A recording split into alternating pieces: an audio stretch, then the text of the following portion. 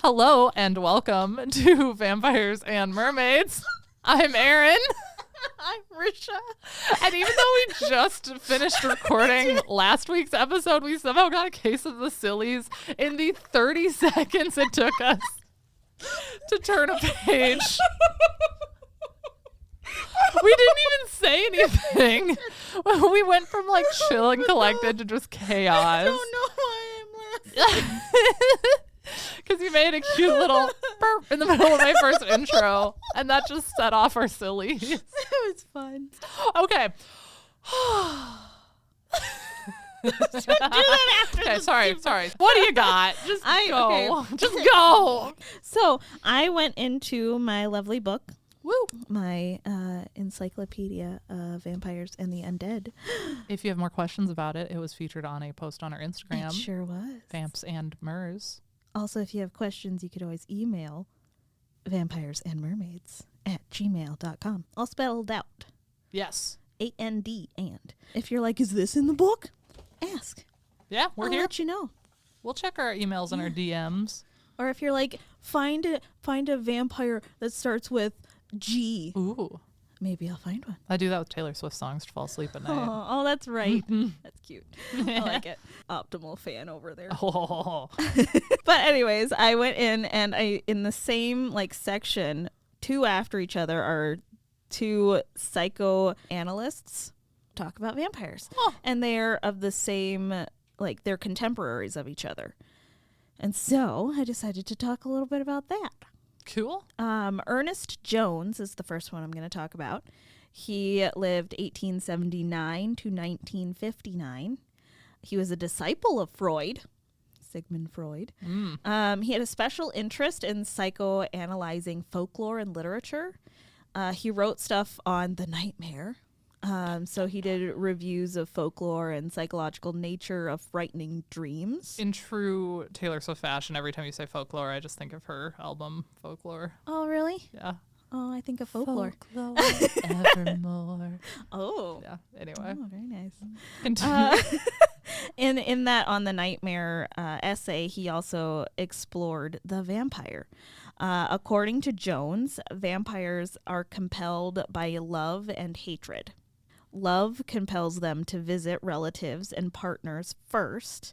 That made me think of Salem's Lot. Yep, that's where I went too. And we were just featured on Michael and Ethan Woo. in a Room with Scotch. That So podcast. much fun. Super fun. So hop over there if you want to listen. There's a lot of chaotic energy there too. Ethan edits out all of our chaos. Not like Not actually, all I of it. shouldn't say that. Ethan leaves in a lot more of the chaotic energy. I edit out a lot of our chaos. I thought it was fun. Oh, I was here for it, but I was just like, damn, all right. Wow. Jones also then says guilt and thirst for revenge prompts the hatred. And he talks a lot about incubi and succubi within it, which is more of the vampire or demons that suck your life force through sexual acts, usually, is what that one is, which I'll cover someday. They're pretty fun. That book we were talking about earlier with our coworker, Legends and Lattes, has a succubi in Oh, it. it does. Mhm. Cool. It's D&D tends to have a lot of it too, and there's always a campaign that has a succubi or an incubi in it. He also then, in 1931, Jones wrote an essay on the vampire, which went into detail talking about how sucking and biting of vampire fantasy means that a person has regressed to a primitive stage of development, like the oral fixation stage. So the pleasure focused on the mouth, that idea. He was like, you're just regressing. And then, so that's all I had on Jones. So he was kind of like a step next to Freud. I feel like he lines up with him fairly well. If you go and look at Carl Jung, though, Jung, he lived 1875 to 1961. He was a Swiss psychologist and a contemporary of both Freud and Ernest Jones that we just talked about. And he had more of the idea that dreams and fantasies drew on ancient and universal symbolism that represented common heritage and collective unconsciousness of humanity. So like we all live the same experiences, kind of that idea. and we're born with this innate sense of certain things. So he differed from Freud because he didn't think that sex was the basic driver of human behavior. The need for self-realization through our collective unconsciousness was kind of the drive of humans, was what he would say. Oh, interesting. Which some of this I feel like does fly over my head a little bit because it's I'm not a psychologist. Samesies, fair. I took AP Psych in high school, and it was fun, but again, it's not as in depth as some of these could totally go. So a Jungian ideals would have vampires be called an archetype pattern because it's a universal behavior and instinct. Vampires appear in almost every single culture around the world. So that's proof that it's an archetype within that, again, collective unconsciousness. I guess to put it further into layman's terms, all humans have some aspect of vampire inside them, is what he would say. We understand in some way, shape, or form the archetype of vampires the moment we come into this world, is what he would say. Wow. And then I realized that I was just pretty much like almost verbatim copying things from my book, so I'm just going to look over at that instead to paraphrase from there. He says that, Jung says that vampire is a representation of an aspect of a personality that he would call the shadow. And I feel like that's a big thing that's coming up in our culture today, is like the shadow self. Yes. You know, doing your shadow work. Oh, I keep seeing those journals on TikTok. Yes. Targeted. Yeah, the shadow is made up of those parts of our character or personality that we do not want to acknowledge or admit. It's our instinctive, primitive side, our antisocial impulses, immoral fantasies, and everything we feel ashamed of to admit or express. A quote specifically from Jung himself is, "The shadow is a moral problem that challenges the whole ego personality, for no one can become conscious of the shadow without considerable moral effort. To become conscious of it involves recognizing the dark aspects of the personality as present and real," unquote. So I didn't realize that the whole movement towards shadow work came from Carl Jung. Wow. Yeah. Back 1875 to 61. Well, 1961. To Jungians, the vampire becomes a scapegoat for society. It allows us to project those negative shadow aspects of ourselves onto something else, while we can also admire them at the same time. So instead of doing it to ourselves, like accepting our own shadow aspects or condemning our own shadow aspects, we just put it onto something else that we can do both too. Wow. Literal projection. Yes. Okay. In short, as what this lovely book, Elemental Encyclopedia of Vampires, says, it says, in short, the vampire acts in a self-satisfying, erotic, predatory, antisocial way that people admire or aspire to, but can't admit to because of social and moral constraints. Oh. Yeah. So they're romanticized. Yeah. Yeah, and that's kind of pretty much says what I wanted to say about the psychoanalysts there. That's cool. And again, I'm not sure if either of those two, Ernest Jones or Carl Jung, are like problematic. Like I mean, everybody I feel like is in some way. Right, but so I don't know if there is anything that I should know about them that I don't. But I thought that was interesting that in the book it talks about shadow work. And I do have that shadow journal. I like it, but I also don't like it. that's fair. I feel like it's something you shouldn't like. Yeah. Huh. Oh, that's wild. That's funny because I clicked on it once and now I have so many ads for it. Of and course. I'm like, I know. I get it. Yeah. Mine does not have psychology in it. No, what is it? So I'm going to be talking a little bit about Kelpies. Aww. Yeah. Wait, those are horses. I did not know that, but yes. Ah! So the reason I decided to do this, as I was telling you earlier, I kind of switched what I was going to do, like halfway through doing it. Because my wonderful husband, Philip, got me Hogwarts Legacy to play on my Switch. Oh, yeah. And I haven't played it much, but I love it. I'm obsessed. And you collect pages for your field guide in it. And one of the first pages you collect is a Kelpie, because you've come up to a Kelpie statue. Aww. And it gives you a field guide page. So I'm going to read most of it. I'm not going to read the last sentence because I have a question for you at the end. I want you to guess something or see if you'll pick up on it because I don't think I would have. Okay. So I'm going to leave that out, but otherwise I'll read the field guide page. So it's a Kelpie statue that you come across in the book. And it says, this statue depicts the Kelpie, a shape-shifting water demon native to Ireland and Great Britain, which usually takes the form of a long-maned horse. So I did not know that they were horse-related. I didn't really know anything about them. But when I did some more research, they said Ireland and Great Britain, but I found that it is largely Scottish also. And they're shape-shifting spirits that inhibit lochs or other types of water. Depending on where you look, the description varies, kind of like with that horses episode you talked about. Oh, sure. They're either black or gray and white. Oh, yeah. So I thought that was kind of unique. Yeah. Oh. Just like the horses identifying the vampires were black stallions or white stallions. But they're like in the water, but they look like a land horse? So they're described as horse-like creatures, either gray or white or black, that are able to adapt into some type of human form. Oh.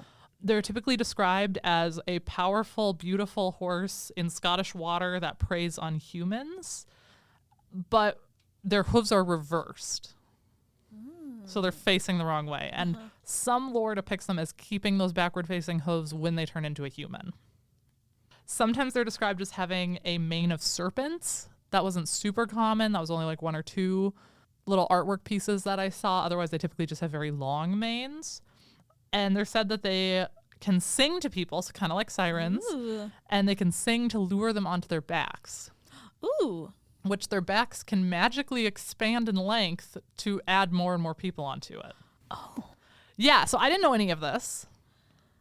For some reason, I was picturing the, like made of sea kelp. And they do say that sometimes when they turn into the human form, one of the giveaways is that they typically have like kelp in their hair. Oh. Yeah, I don't know. I don't know what I was expecting, but it wasn't this.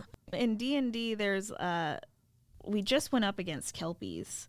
And this is definitely a largely Wikipedia-based Kelpie.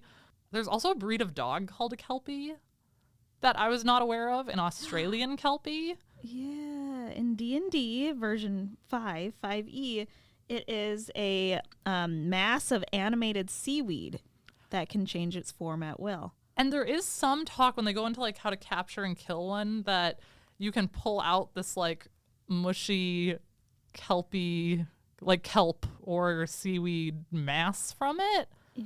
Interesting. Yeah, so that's what I was picturing when you were like, Okay. Kelpie. I was like, oh, the Kelpies. Yeah, everything I found was that it looks very much like a horse. As far as everything that I read about, I'm sure there's so many different depictions. Oh, yeah. But that's what I was mainly finding. Cool. And actually those backward hooves later became associated with Christian Satan. I didn't pick up on that either. Specifically in a poem called Address to the Devil by Robert Burns. Okay, so he wrote this in like kind of a Scottish dialect. Oh, sure. So bear with me here. But the paragraph that includes the Kelpies in it, and it's a long poem. Like, I will not read the whole thing. It has a lot of ye's in it, but he's talking about Satan. So that's the context. Sure. This is further down, and this was published in 1786. When those dissolve the snawy horde and float the jinglin icy board, then water Kelpies haunt the ford, 2 O's, by your direction, and nighted travelers are allured to their destruction. I'm going to show it to Risha quick, so if you think, why is she pronouncing things weird, it's because they just have apostrophes and spots to take out. Oh, fair. So you can try and read it. You'd probably read it better than me. Do you want me to? Yes. Okay. I'm making you read it because you'll probably read it significantly better. When throws dissolve the snawy horde and float the jinglin icy board, then water Kelpies haunt the ford by your direction, and nighted travelers are allured to their destruction. Oh, yeah, that was so much better. Thank you. So that is one of the examples where they are tied to Satan and some of his imagery, which is kind of wild. Yeah. So I mentioned earlier that they prey on humans, but also that their backs can get extra long to carry them. Doesn't that sound helpful and useful? Yeah. Can they also grapple them then? Kinda. Oh. So there are a few places where they're described as helpful, but there weren't really any stories about that. There were several stories around the same theme of specifically a young boy who jumped on the back of a Kelpie with a bunch of his friends. They were riding this pretty horse, yay. But he went and touched its mane, and his fingers got stuck to it. And he had to cut off his fingers. No. And jump off, and he survived, but everyone else was stuck to the horse and drowned. Yeah, so that's a little bit gruesome lore for you. Ooh. So they're sticky? Ew. Yeah, a big problem. That was the main thing that I found, is that they lure you to ride them, and then you just can't get off of them somehow, and they drown you. And then they eat you and throw your entrails into the water. Ew. Yeah, not great. Ew. Which is interesting because it also kind of gave me Kappa vibes that we talked about in an earlier episode. And they talked about how they ate horses. But now it's the horses giving Kappa vibes. Uh-huh. So I don't know, it all comes back around. An interesting thing about, yes. Sorry, no, that's another time when like horses are tied to the ocean, Yep. like with Neptune and Poseidon. And now vampires. Horses are everywhere, man. Yeah, yeah. I'm here for it. It's going to turn into vampires and horses pretty soon. So an odd thing about Kelpies is typically when a mer creature transforms into a human, they turn into the beautiful young woman. Kelpies can. There definitely are stories of that, but they're typically described as turning into men. Oh, interesting. Yeah, taking a male form. They're described as a few different ways. One specifically was an old man who sat on a bridge muttering to himself and hemming a pair of trousers. And someone came up behind him, recognized him as a Kelpie, bopped him on the top of the head with something, and then he turned back into a horse and jumped into the water. That's an option, I guess.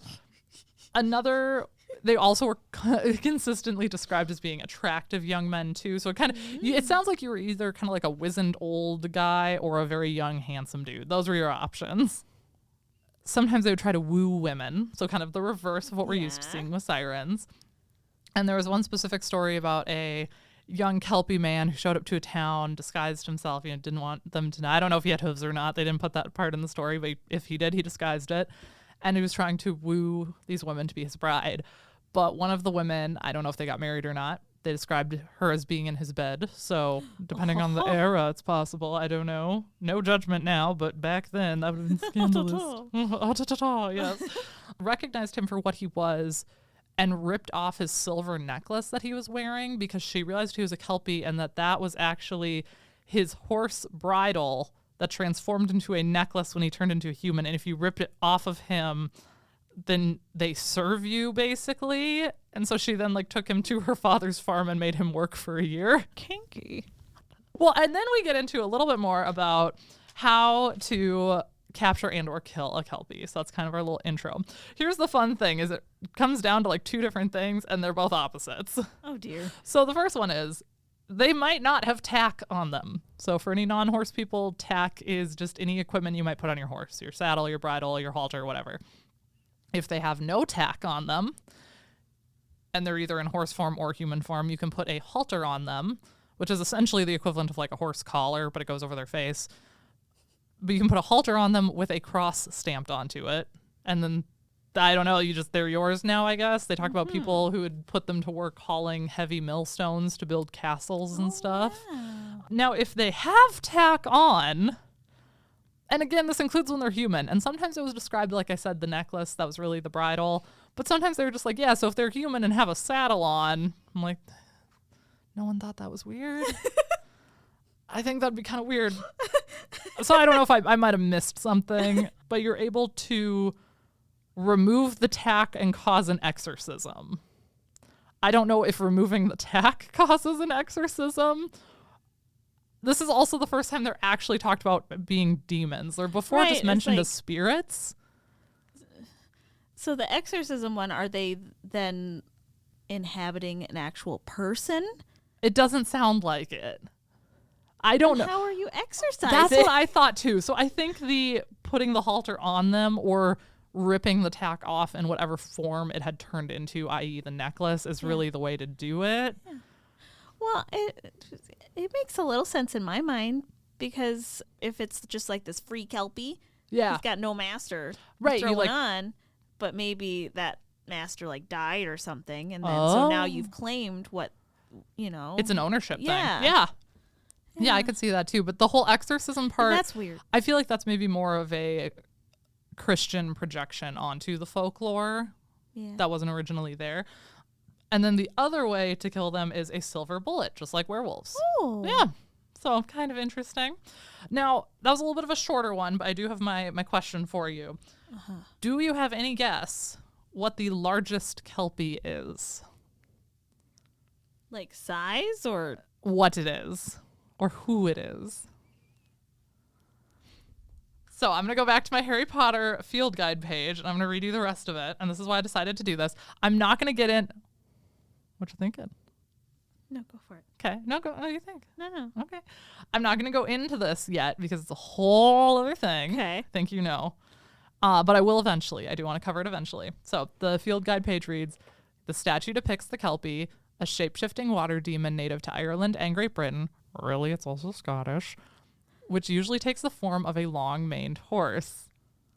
The largest Kelpie ever recorded is the Loch Ness Monster in Scotland. Cool. Yeah, so eventually I do want to cover Miss Nessie. Because I feel like if she's Yes. apparently a shape-shifting entity, which I had not thought of. No, right? But that makes so much sense. It does. So yeah, I'm definitely going to cover Nessie in a future episode because I didn't think she would qualify. 'Cause she was just kind of like a mythical water thing. But like technically, Maybe she's a Kelpie. She might be. She's Harry Potter, so she's the largest Kelpie. Wow. I know. It's good old Nessie, man. I wonder if she has something around her neck. Ooh. Like silver. Ooh. Or a saddle. I don't know. Don't ride her, though. No. Otherwise, you got to cut your fingies off. Oh, or anything else that sticks to her. Yeah. That's not fun. No. No.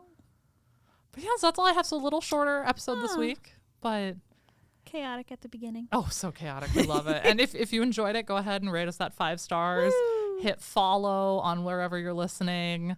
Go check us out on Instagram. And let us know what else you want to see. Do we want to do both again? Yes. Okay. Cover your necks and watch your tails. Keep thirsty and stay wet. Woo!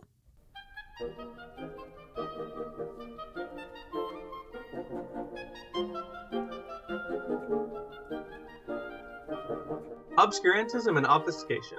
Orally observed, gentle listener. Gentle listener. Gentle listener. Gentle listener, Obviated objects of oblivion. Obambulating about. offered unto you. Offered unto you. Offered unto you. In the Tapestry Radio Network. TapestryRadio.org. From our fancy to yours.